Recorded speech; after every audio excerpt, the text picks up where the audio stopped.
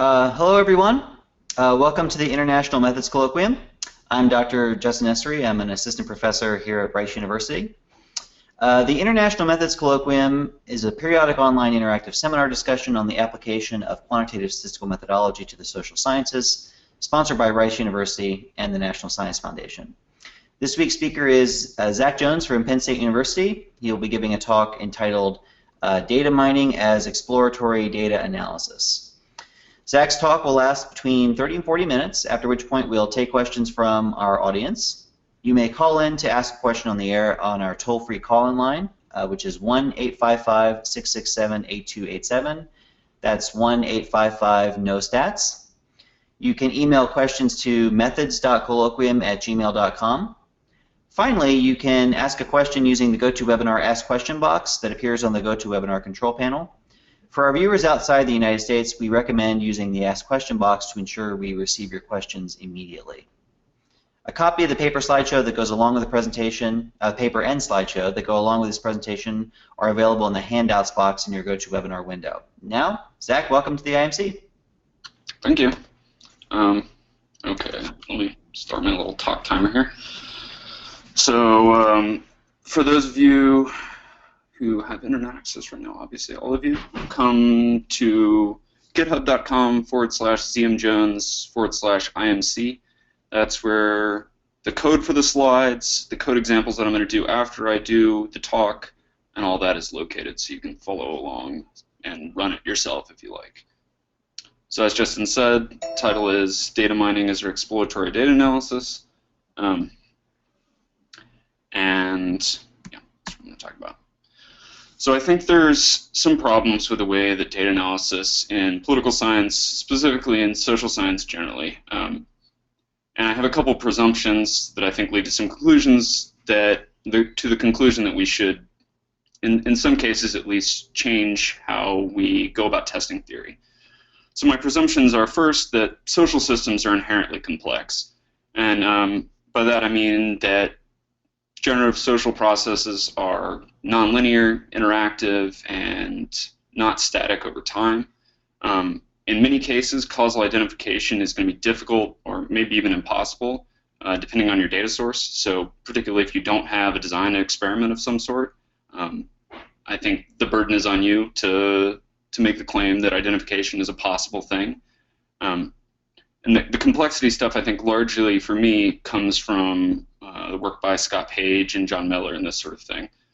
And I think partly as a consequence of the first two, that the thing that we're studying in the first place is, I'm sorry, I need to mute this.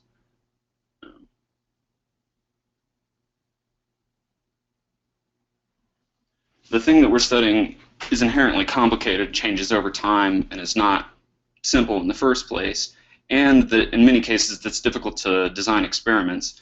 We don't really have theory that is itself predictively reliable like you would have in physics or something like that, where if you write down a generative model for some data, you have some confidence that that model is very correct because it's proven predictively accurate in a variety of applications in the past. So I think as a result of this, our confidence in the assumptions that we make when we're specifying empirical models is often very low. Basically because we don't really believe that the model that we've written down is an accurate description of the generative process that we think is operating in the real world, and not even in a sort of like, oh, it's a reasonable approximation to it. Many times I think people would agree that the models are just not realistic really at all. I mean, the idea that the probability of war between two countries is an additive function is just not particularly realistic, I don't think. And so as a result, the statistical inference machinery, the theorems that we have that give you coverage probabilities for your confidence intervals and so on, are not valid in those cases really at all. They don't work. And as a result, I would characterize that sort of analysis as exploratory, descriptive, and or predictive. I don't think those two things are exclusive. And I think as a result, one thing that we would like to change, that we might like to change, is that we would like our methods to be able to discover unexpected patterns in the data if those patterns exist. And this is in contrast to the sort of testing problems that the models that people use often are designed to set. In this sort of epistemic situation where you don't have a generative model that you really believe, I think it makes sense to use the data to inform future theory building, future empirical work, and as a result, you need the method that you're using to analyze your data to be able to discover things that you didn't expect, because given these presumptions, you don't actually know how the entire system works. So I think that's a reasonable thing to desire from your method. Oops. So what I'm going to be talking about is data mining. I think data mining, it's a very large class of methods that is very similar to the sort of statistical inference that people do normally using generalized linear models and so on. But it's different in some ways. First of all, I would like to dispel the idea that data mining is a bad thing. It's not a bad thing. It can be misused, just like any sort of statistical method could be misused. And so I'm going to describe basically in broad strokes what data mining is and how it differs from inference in like a fixed sort of model. So as is the case with normal statistical inference, we're estimating a function that maps x to y, and we're doing so under the minimal assumptions necessary. And also, we're adapting to the data. This is also very similar to how normal statistical inference operates, in that we're learning unknown parameters from the data. The difference between that and a normal statistical inference, though, is usually you would assume that f is a member of a fairly restricted class, like a family of probability distributions. And then you go about estimating the parameters from those data, and then you would use those parameters to tell a story about your theory. With data mining, generally the parameter space is much, much larger. So you can learn a much richer class of models. It's still restricted in some ways, but it is much, much larger than the, say, like if you're learning the location parameter for a normal distribution or something like that. That's a relatively restricted parameter space compared to the class of all piecewise linear functions or something like that. So of course these methods can adapt to data very readily within this class that they're able to represent. And this brings up the problem of over-adaptation, overfitting. But these methods, because they've all been designed to predict and generalize well, they pretty much all have built-in methods for controlling over-adaptation. And really what they're designed to do, for the most part, is to minimize excess risk, which is the difference between the risk that you would get if you knew the deterministic mapping f between x and y, and the best function within the representation class that you could learn. They're designed to minimize that. So this is risk here, down here, R of f, and that just says that it's your loss averaged over the joint distribution of the data, which of course you don't know, but people try to estimate it. That's largely what cross-validation and really any resampling method is designed to do. And I think the key reason that these methods have not been used in social science hardly at all is because learning F from the data in this way does not usually result in output that's directly interpretable. You run a support vector machine and you print it in R, and it does not give you coefficients. You don't get p-values. You don't get a function that you can really interpret in any way. And that's because it's learned a function that is not directly interpretable.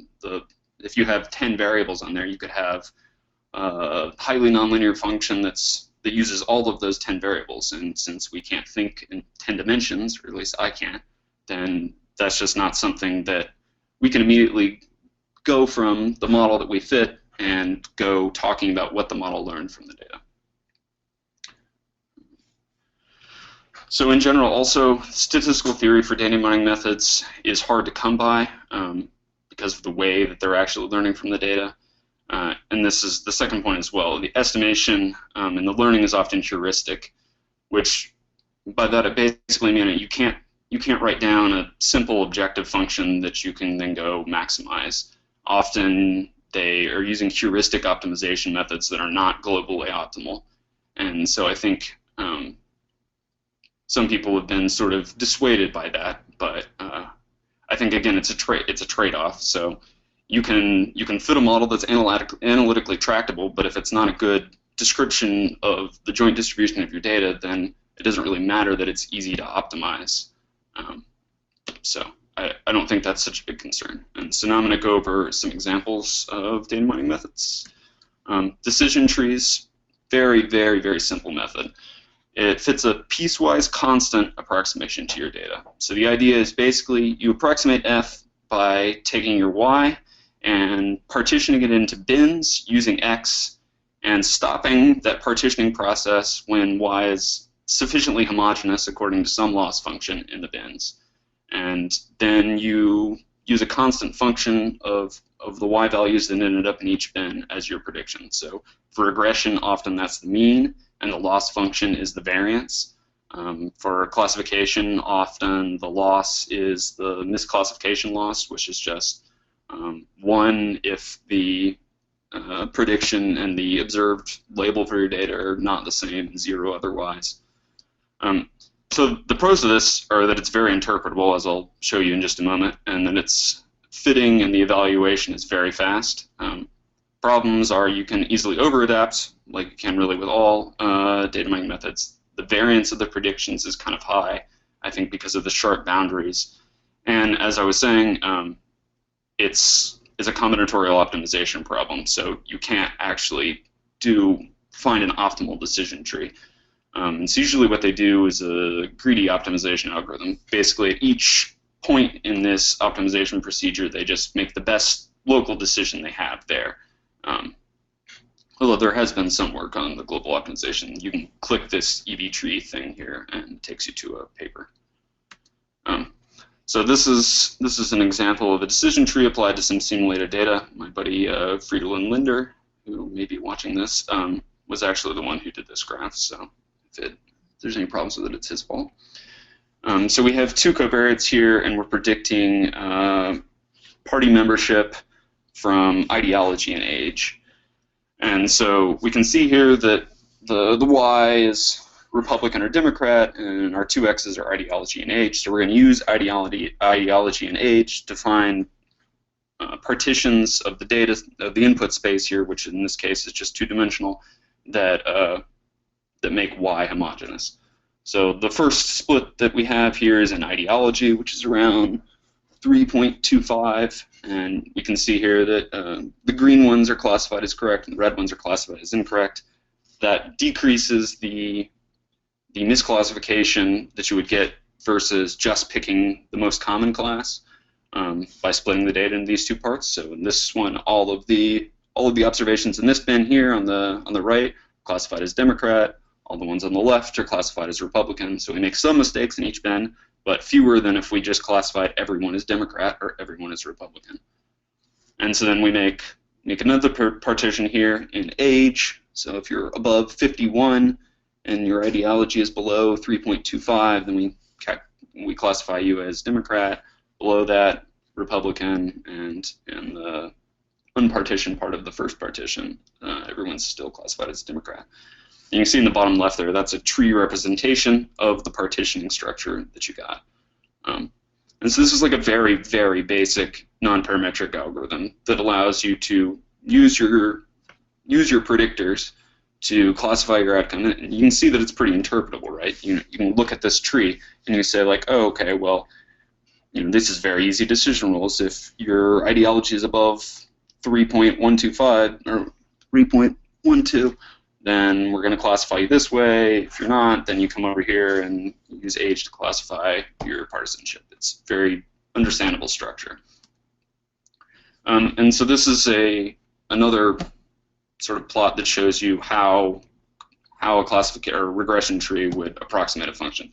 So this is a sine function that's been applied to some uniform data that was then added. I had then added some white noise, and again, you can see very obviously this is a piecewise constant function. So it's constant in each one of the bins, And you can approximate nonlinear continuous functions using this, although you can see the approximation is not necessarily great. So you may have heard that people use ensembles of decision trees a great deal, and there's really three broad classes of decision tree ensembles that are in use. First one is aggregation, and the most popular type of aggregation is bagging, which is just short for bootstrapped aggregating. And basically the idea is that averaging multiple independent observations decreases variance. So you can think about the variance of the sample mean, for example. That's sigma squared over n. And where that comes from is that if the expectation of one random variable is mu, and you do that a whole bunch of times, then your variance for that estimation is going to go down. And this works the same way. If you want to predict y from x, and you have lots of independent predictions for y from x, then if you average those, the variance of those predictions are going to go down. And as I said earlier, there is high variation in decision trees predictions because of those sharp boundaries. So what bagging does is basically you take your input data and you draw a whole bunch of bootstrap pseudosamples from it. You fit a regression tree or a classification tree to each one of those bootstrap pseudosamples, and then you average the predictions. And that results in a significant decrease in the variance of the predictions. Boosting is really an entirely different thing, although all of these things have been combined to some degree. Boosting is a sort of meta-learning model. So basically you learn lots of decision trees and then combine them in an intelligent way by learning a weighting scheme for them. And then the last one is randomization, which the most popular implementation of a randomized tree algorithm is random forests, which combines aggregation and the randomization. So randomization further decreases the correlation between the trees in the ensemble by adding another step to it, which is randomly selecting the feature to use at each step in the growth of the tree. So if we look back at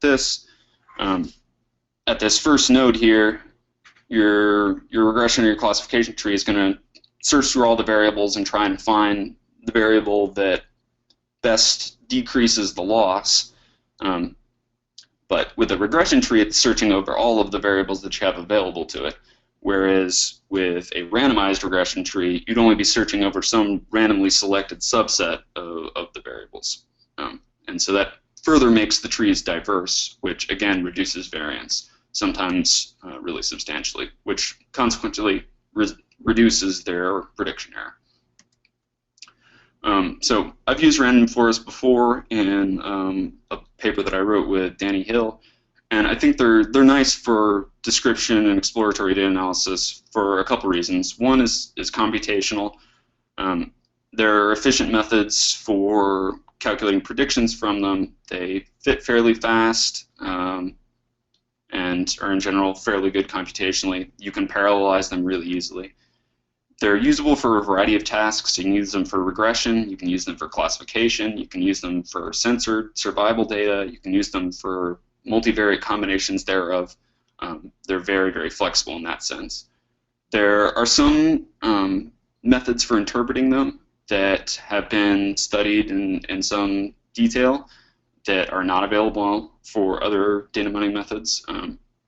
They have a relatively low number of hyperparameters. So lots of these models, there are a variety of parameters that control exactly what the algorithm is doing.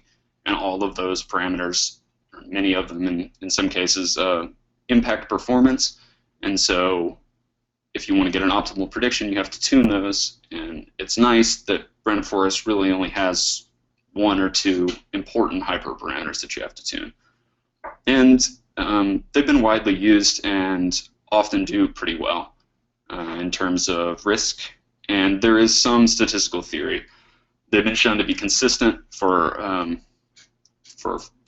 unknown functions under fairly reasonable assumptions, which is nice. So that just about any sort of function you can have, if you give it enough data, the random forest can adapt to it and learn that exact function. So this is the same sine curve except with a random forest applied. All of the blue lines are the individual trees in the ensemble, and the red one is the actual random forest's prediction. And so as you can see, it does a bit better than just the regression tree. And that's just because it's doing this averaging from the bootstrap pseudosamples that each one of the trees is being grown on, and because of the randomization that is going on in each one of the nodes in the decision trees. So most of these machine learning methods, these data mining methods, have been designed for prediction, so their generalization error, which is their risk, is fairly low. So I think that's a very good thing, because absent a design or strong predictively reliable theory, I think you're on sort of shaky epistemic grounds as far as interpreting your model goes. Like, what reason would we have to really believe the conclusions that you're drawing from it, unless it corresponds to something that you really believe? A design, which then you know the data generating process, or a theory that you really have confidence in. But if you can take a complex phenomena and you can show me that you do a pretty good job at predicting what it's going to do on held out data, or using some sort of a resampling method to estimate the expected risk, which is just that the average loss over the entire joint distribution, then I think that's some basis on which you can claim that you learned something from the data. Obviously, this does not have the same epistemic status as a causal inference, or either of the previous circumstances which I mentioned, when you have strong predictively reliable theory or a design. But I do think you have reason to say that you did learn something. But of course, the problem, as I mentioned earlier, is you can't directly interpret the output from most of these methods. They learn a function that is or can be highly nonlinear and complex. It's not necessarily just an additive function. So we have to make the additional step of doing some sort of post processing that will allow you to interpret f hat, the function that you learned from the data. And that's largely what I've been working on. So there's a couple ways to do this. The first one I'm going to talk about is just marginalization.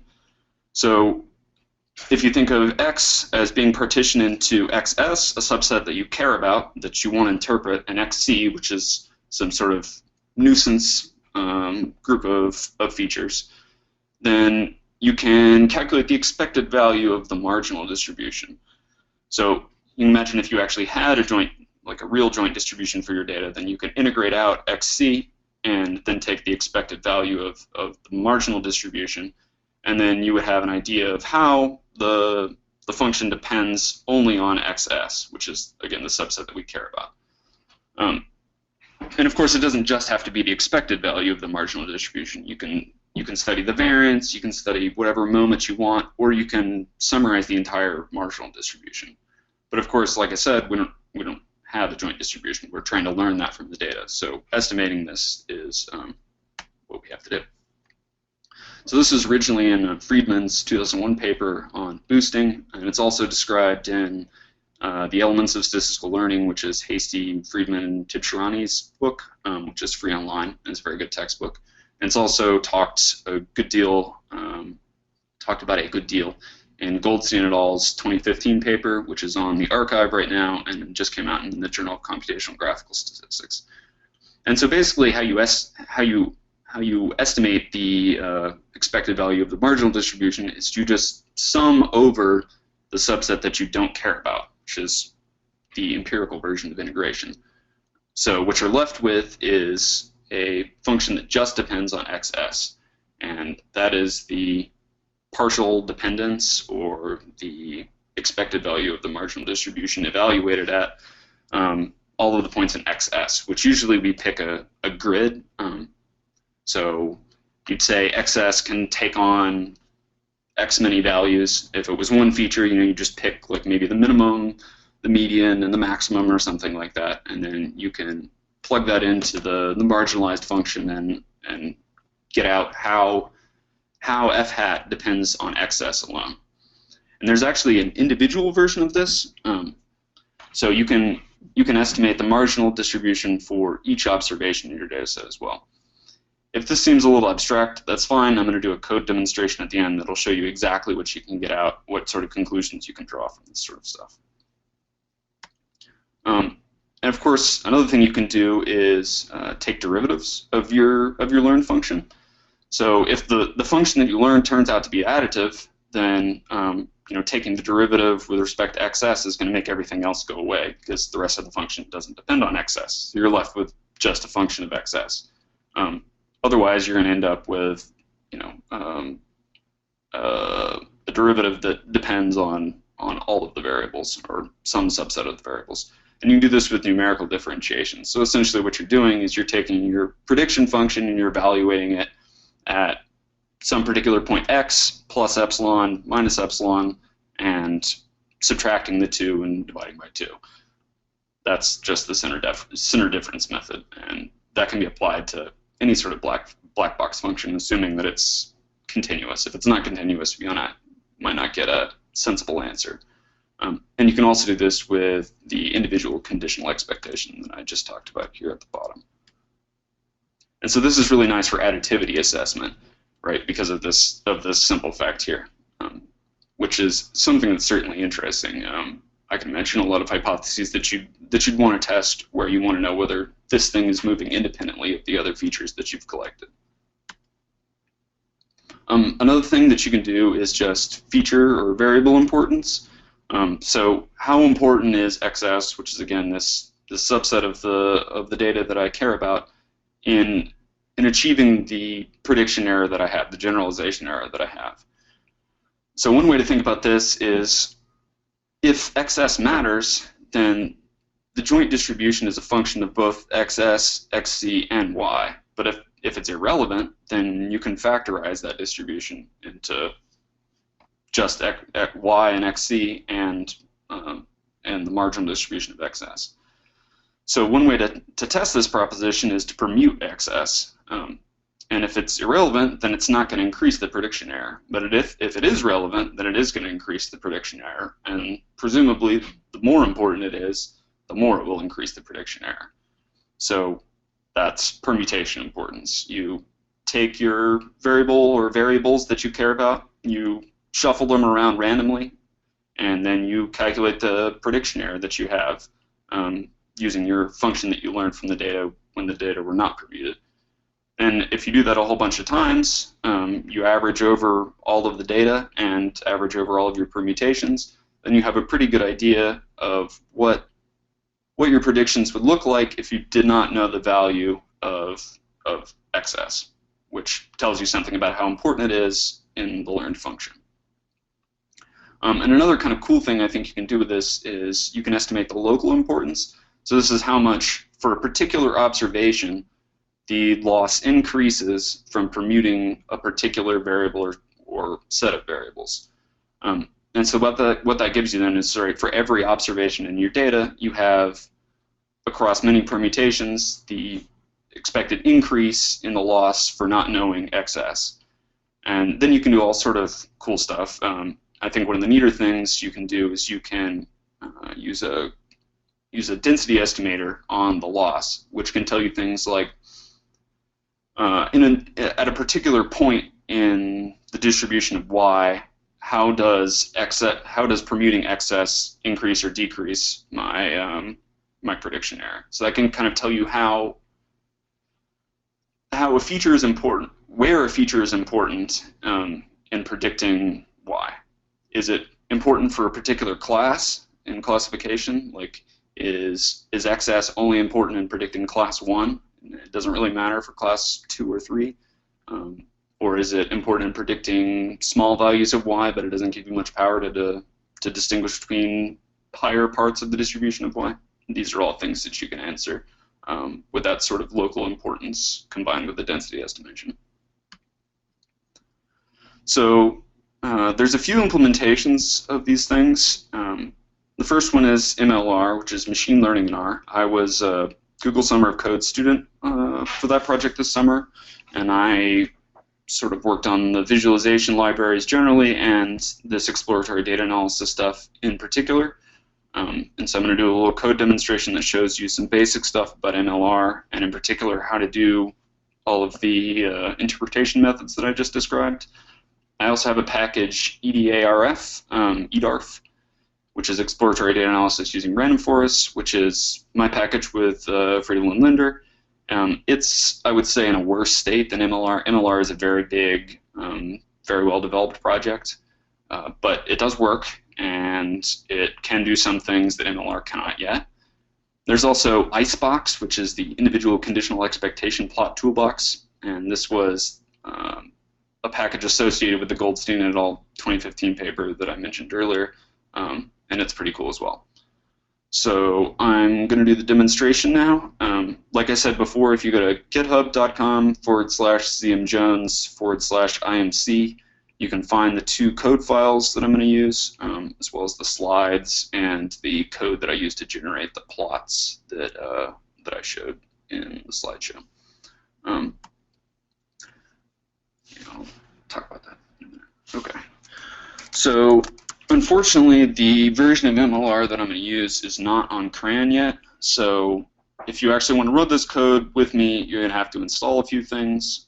In particular, you need the development version of param helpers, bbmiss, and parallel map, as well as MLR, and you have to install them in that order. If you have DevTools installed, it's just install_GitHub, and then this string exactly, and it'll install all of those things. You also are going to have your compiler set up correctly and so on. And you can skip the parallel map requirement if you just comment out parallel start, and at the end here parallel stop. Everything will work. Okay. So I'm going to use a socket cluster just to make this stuff run fast enough for demonstration purposes. Since this is just a demonstration, I'm going to use relatively small example data sets. This is the famous iris data set. So here we have 4 numeric features that we're going to use to predict a discrete class, which is species. This is a particular type of flower. And so MLR operates through tasks, and a task is, what they mean by that is they mean some sort of prediction task. So in this case, we have a classification task. We give the task an ID. I'm giving the ID iris. You pass it the data, which is just what I've printed here, and you tell it what column in the data the target for your prediction is. In this case, it's species. And it assumes everything else in the data frame is a feature that you're going to use unless you explicitly tell it otherwise. So I've created this object multiclass.task.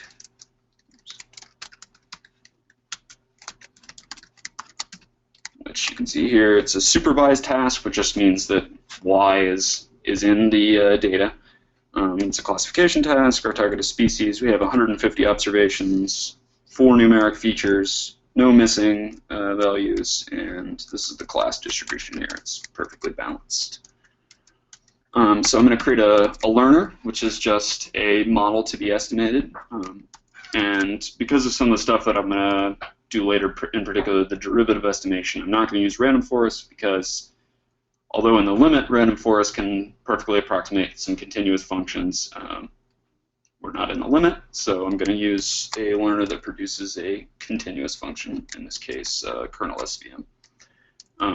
And I'm going to have it output probabilities because I am going to want to plot those.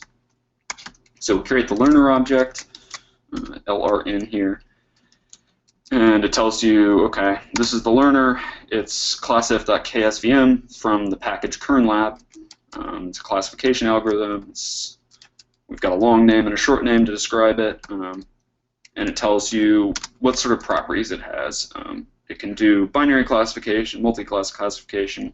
It can handle numeric features, factors, and it can output probabilities, and it can use observation weights, or class weights, excuse me. And I have not modified the hyperparameters for this right now. So I'm going to go ahead and train the model, which is really fast because this is a small data set and kernel SVMs are very fast. And I'm going to create a resampling description. So resampling, as I mentioned earlier, is used to get an estimate of the risk. And I'm going to use cross-validation, tenfold cross-validation in particular. One of the really great things about MLR is it makes estimating prediction error really easily. A lot of times, to get an unbiased estimation of the risk, you have to do nested resampling because you're doing some sort of optimization procedure, and if you only do it before you do the optimization procedure or afterwards, you end up with a downwardly biased estimation of the prediction error, which is, of course, not good, especially if you want to do some sort of model comparison. And so they make it really easy to do this. Okay, so I've created my resampling description, and then I call this function resample, which is going to do this resampling on this task using this description, and it's going to give me the cross-validated error using this measure in MCE, which is mean misclassification error, which is just 1 if the predicted class is incorrect and 0 if the predicted class is correct. And it just takes the average over the entire data. That's why it's called mean misclassification error. Okay, so do that.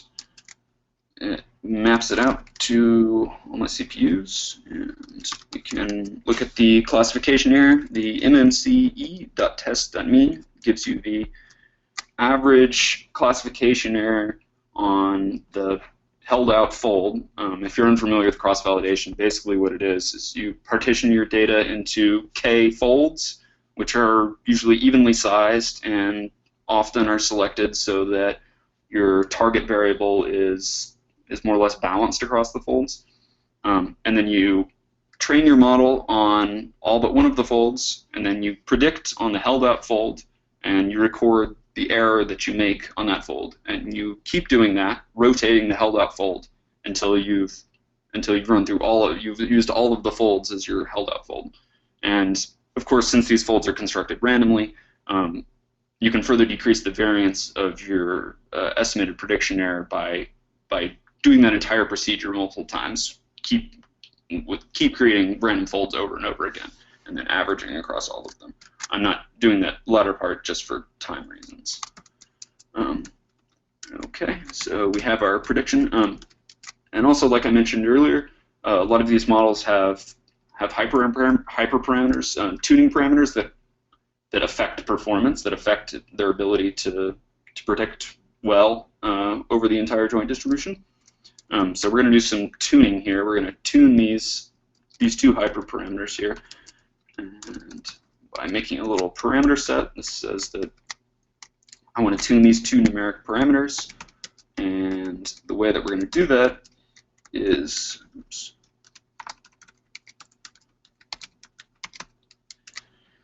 by doing nested cross-validation. So at each set of possible parameter values, you estimate the cross-validated prediction error, and you do that for all of the possible combinations of hyperparameter values, and then you pick the ones that minimize the expected prediction error. So here you can see that, let's see, where was it? Here it is. This is my expected prediction error prior to tuning. It's 0.0533, and here after tuning, we've gone down to 0.04. So we have some decrease in our prediction error just from doing a little hyperparameter optimization. So now I'm going to talk a little bit about some of the feature importance stuff. And in MLR, feature importance is largely designed to be used as a feature selection method, so to decrease the size of the feature space that you're inputting into a particular learning algorithm. So, so the name of the function is generate filter values data, and yeah, so I'm going to use this is just permutation importance from a random forest. So to remind you, that's just the average increase in prediction error that you get from permuting a particular variable. So this function here will train a random forest on my task, which is this iris task again, and then permute each one of the variables in turn and return to me the error, the increase in the error from permuting each one of those variables.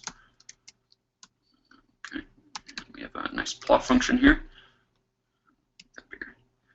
So basically this says pedal length and pedal width are the only features that matter, and we had a roughly 0.4 increase in the mean misclassification rate from permuting pedal length and about 0.3 from permuting pedal width, but no increase in the error from permuting sepal length or sepal width.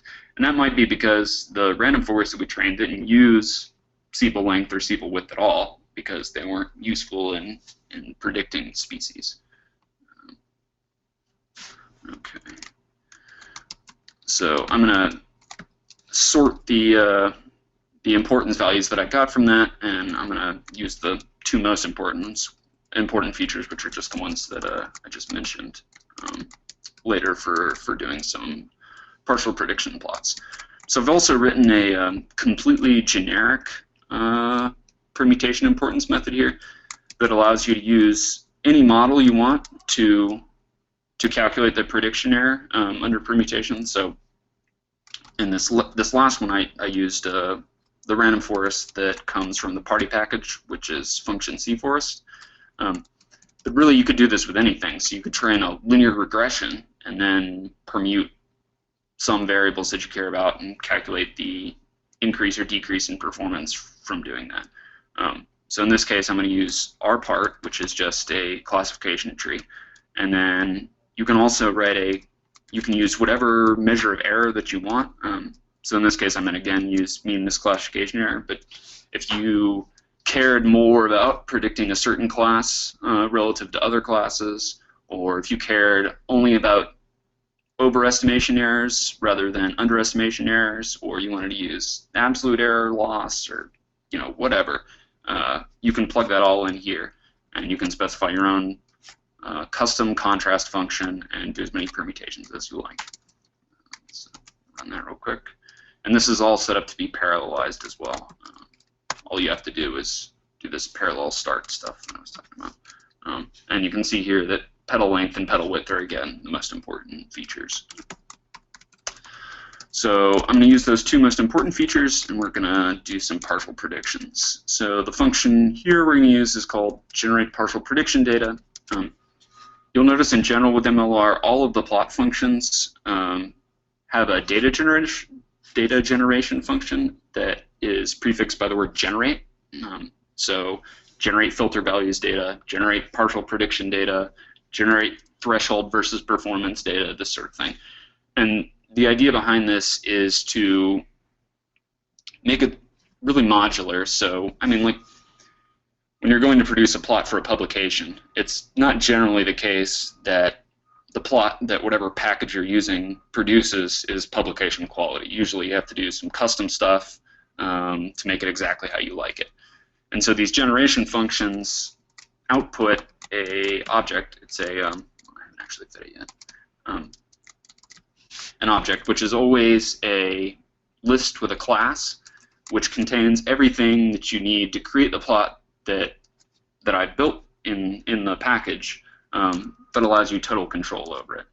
So this is a partial prediction here that I made. So this is marginalizing out features that are not pedal width and pedal length, and then giving you the marginalized prediction, in this case the class probability, with that feature set to a particular value. So this list contains a whole bunch of stuff. It contains the task that you used, the features that you passed to it, the target, and options to the function. So you can look at the data in particular. So in this case, what I've requested is I want the marginal prediction for two features, and I want you to consider each of those features separately and in turn. So that means, like, when I was looking at pedal width, I marginalized over pedal length and sepal width and sepal length, and just got the marginalized prediction for pedal width, and the same thing for pedal length. So you have NAs where the other feature was not considered. And then you have, for each class, you have a predicted class probability at that point in the marginalized function for that value of that feature. And so then when you call this function plot partial prediction, which is the companion function for generate partial prediction data, you get a nice plot like this. So this shows you the relationship between petal width and class probabilities and petal length and the class probabilities. And so this works with binary classification, this works with multi-class classification, whatever. It's very flexible and I think produces a very easily interpretable plot, right? You can see that as petal width goes up, the probability that you're in class Virginica gets very high, where the other two go to 0, this sort of thing. So you can also consider interactions. So this takes the Cartesian product of petal width and petal length. So every possible unique combination of those two features is considered here rather than only one at a time, and then you marginalize over everything else.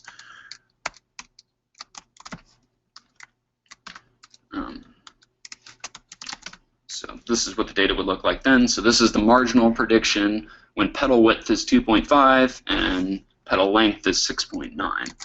And the plot that you produce is actually in 3 dimensions. 3-dimensional plots are coming to MLR in the near future, but right now what I'm doing is using faceting. So I discretize one of these and then plot. I'll just show you. So on the x-axis is petal width, which is one of those variables that I was considering, and the subplots correspond to different values of petal length. So here you can detect things like interactions, right? If the functional form of the relationship is of petal length and the class labels is changing over values of petal length, then that suggests that there's an interaction between petal width and petal length, which indeed it obviously appears to be the case. I think that's pretty cool. So obviously you can also estimate the derivative of the partial predictions.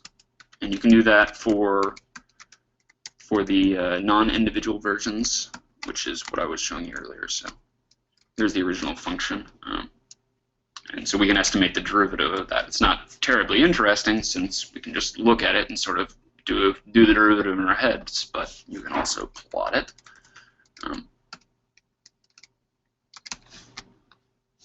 So that's what the derivative looks like. Not terribly interesting. But it will be interesting in a moment. So earlier I mentioned this individual conditional expectation plot. So this is the function marginalized but not averaged across all of the observations. So that's what this looks like. So this is for each observation. If I set the value in the x-axis, so if I set petal width to 0, what would be the expected value? What would be the prediction of the marginalized function for every single observation? So you can see, for some observations, the predicted probability of being in class Virginica is close to 0. For other ones, it's close to 0.5. There's a lot going on there. It's not terribly easy to interpret in the multi-class case. I think it's easier for regression, or if you're doing binary classification or survival analysis or something like that. But with multiple classes, it's just kind of messy and hard to interpret. So one thing you can do is you can center these. So you can say, rather than just looking at the marginalized prediction for each one of those, you can look at the relative marginalized prediction. So you can say, relative to the minimal predicted marginalized prediction. So I created this little list here, min vals, which is just the minimum for each one of the features. And then you can pass that to this argument center and generate partial prediction data. And then you get plots that look like this. So that says, okay, relative to the minimum predicted value, how does variation in this class, how does variation in the predictions for this class change as a function of petal width or petal length? And I think that's much easier to interpret, right? So as pedal width is increasing, the predictions for setosa, some of them are going down, some of them are down here close to 0. I think that's much easier to interpret. And when paired with the derivative estimation, I think it can be very informative, in particular about additivity. So, as I noted before, if you take the derivative of an additive function, additive in xs and xc, then you'll only get a function of xc. But if it's not the case that the function is additive, it's actually a function of xs and xc, then you're going to get a function of both of those things. So if you look at this individual conditional expectation plot, and you take the derivative of that, then places where you see a large amount of variation indicates that you may have an interaction for those observations between the features that you've passed, xs, which in this case is just pedal width and pedal length, and the ones that you didn't include, which is sepal width and sepal length.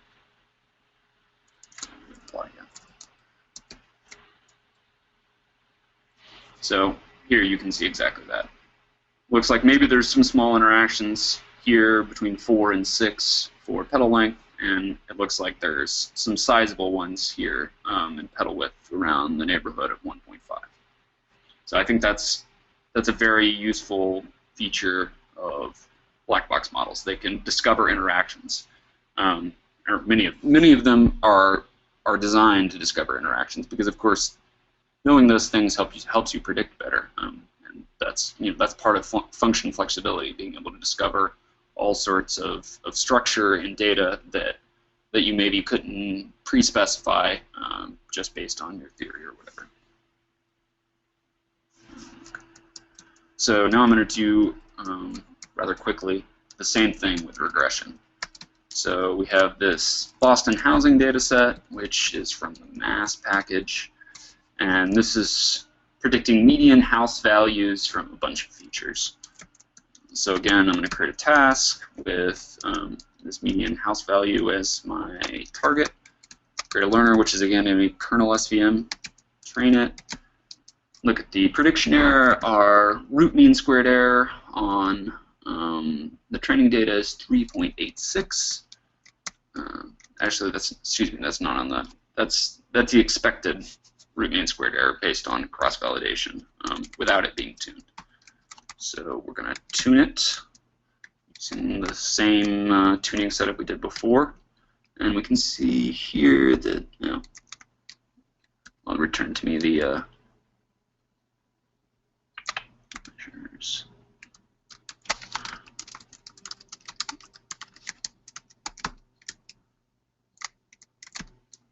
So the root mean squared error now is 3.9 instead of, well, it actually went up. That's not great. Tuning doesn't always work, I guess. Nonetheless, I'm going to use those hyperparameter values, retrain the model. So again, we can do this feature importance sort of thing that I was talking about before. We use random forest again. And we can plot it. And this is like sort of a sparse function, right? Really only a few of the features have a lot of importance in forming the prediction function that we created using the random forest, and the rest of them not so much. So we're just going to focus on these top two, LSTAT and RM.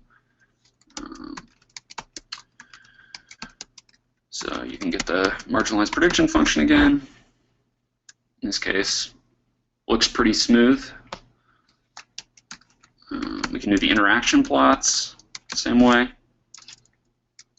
So for every value of LSTAT, tell me what the marginal function for RM looks like, and does not really look like there's an interaction going there, right? So the functional form looks more or less the same as just being shifted up or down, which would indicate that the two are additive in the learned function, which is interesting and something you would want to know.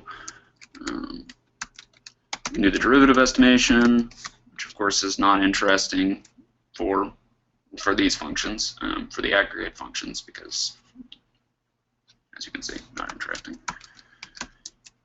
You can compute the individual conditional expectation again, which is a bit more enlightening. You can see that for a lot of the observations, increasing RM makes them go up, but the slope for these other observations is a bit different. I have a feature built in there where you can randomly subsample the data as well, at least for the plot, so you can make it kind of like less noisy and more readable if you like. So we're going to again do the centering thing using min-vals. So we compute the prediction that you would get if the marginal prediction for LSTAT equal to 1.73 and RM equal to 3.561, which is just the empirical minimum for both of those features. So compute that. So that's a much cleaner thing, but you can see that it appears that RM increases the expectation of some observations more than others. And then doing that with the derivatives, again, which we use for interaction detection, this takes a bit longer. Doing this derivative estimation is pretty computationally expensive because for every one function evaluation you have for a partial prediction, you have at least 2 or 3 to estimate a derivative because you're estimating it at xs equal to some point plus epsilon and minus epsilon and then averaging those. So the built-in parallelization can be very useful for that in particular. And this is a small data set too.